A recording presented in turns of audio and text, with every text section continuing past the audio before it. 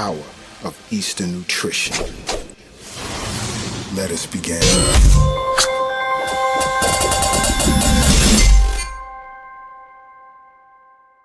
Hello everyone, and welcome back to Acupuncture is My Life, Eastern Nutrition.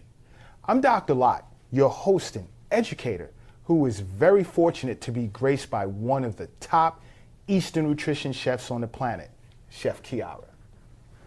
Now on this episode of Acupuncture is My Life, Eastern Nutrition, we would like to discuss Yin Deficiency and the different types of foods that are good for nourishing deficient yin. Now when it comes to Chinese medicine, a relative balance of yin and yang is very important for the body to be in a state of homeostasis. Now I know some of you are wondering, what is yin deficiency? Now yin deficiency generally involves excessive consumption of body fluids and the yin substance of every organ within the body, as well as essence and blood.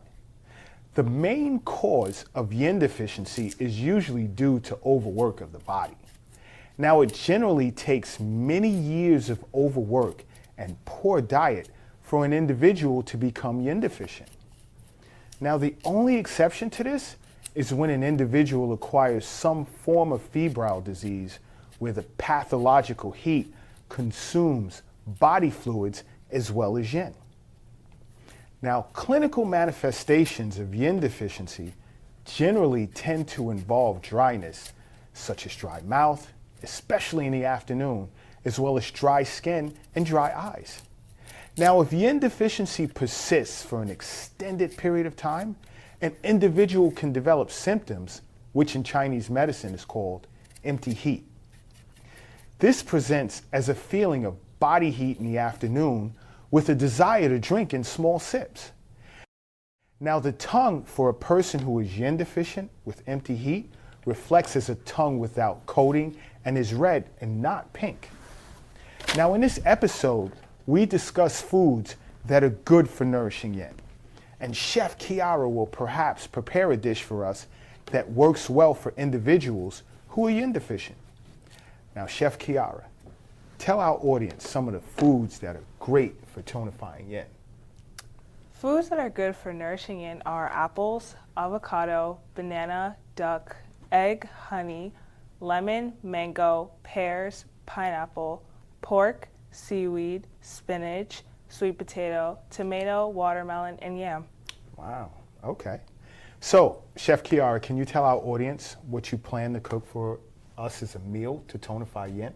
Yes, I plan to make pulled pork, sweet potato hash with avocado. That sounds good. That sounds very good. Now, as I began to discuss earlier, yin is water of our body, which basically serves as both a lubricant and fuel. When yin is strong and balanced with yang, we tend to have a good reserve of quality nutrients to repair and maintain our bodies. Now, with regard to the theory of yin and yang, we increase and maintain yang through activity, and we restore and support yin through rest. This is why, as I stated earlier, deficient yin is usually the result of overwork, which is yang in nature. Now, when our yin is deficient, we should attempt to stay away from foods that stimulate the use of energy, which is yang in nature. Now, these types of foods that generally do this are coffee, alcohol, sugar, among others. Now, we have to focus on foods that are more cooling in nature, whereby cooling foods tend to be more nourishing and moistening to the body. The foods in which Chef Kiara just stated, which are cooling in nature, tend to be types of foods that travel deeply into the body, replenishing our core and soothing our overworked yin organs. Now we have to be careful not to overcool our yin organs with all the ingredients of our meals being that of cooling in nature. We have to balance, although to a minor extent, foods that can be seen as warming. Now Chef Kiara is preparing for us sweet potato hash with pulled pork and avocado. Now the elements in this dish are predominantly cooling in nature, with one or two elements that are warm to prevent the cooling, or rather, the overcooling effect. The elements of Chef Kiara's dish include sea salt as the sole spice for pork, in which both salt and pork are cooling in nature.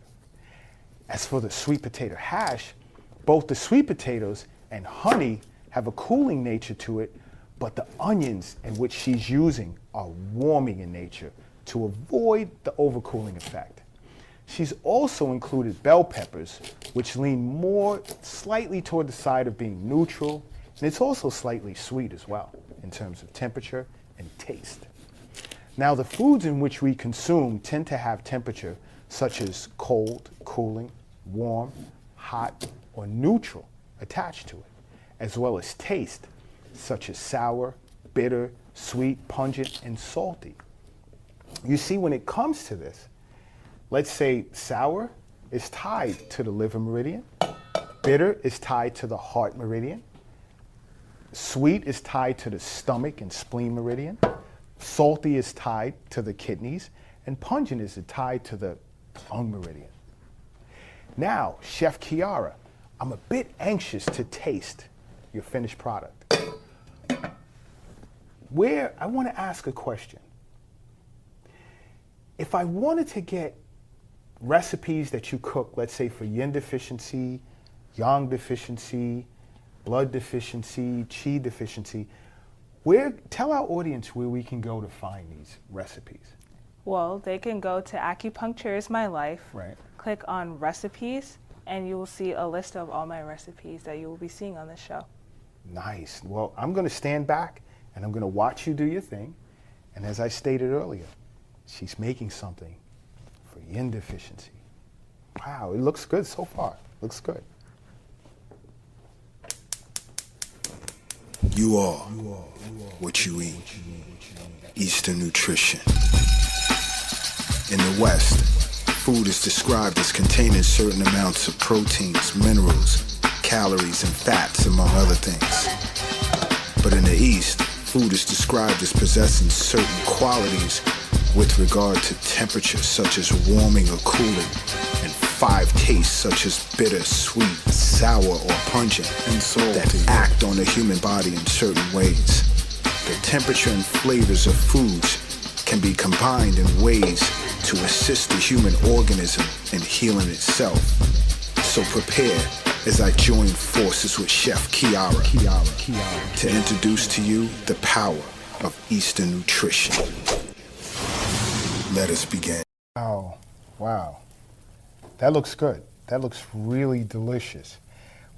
So again, for our audience, what did you put inside of your sweet potato hash?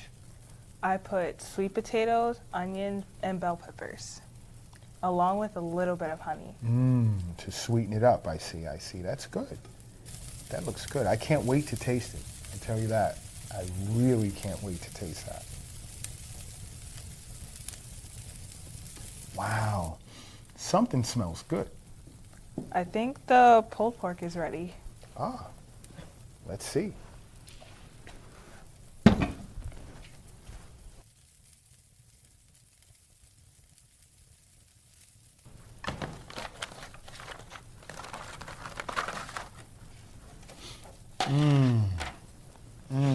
Now that looks delicious. And this came out where you only seasoned it with sea salt. That's the amazing part, using pork and just sea salt. I mean, just to really get the flavors in. And I mean, it's really cooling. It's very cooling for the body as well as the salt. You know, can you make me a plate, please, with a little avocado? Sure. Cool. Oh, Chef Kiara, I can't wait to taste this. I really can't. Here's your pork, sweet potato hash, and avocado. Wow, this looks delicious. Okay. I can't wait to try this.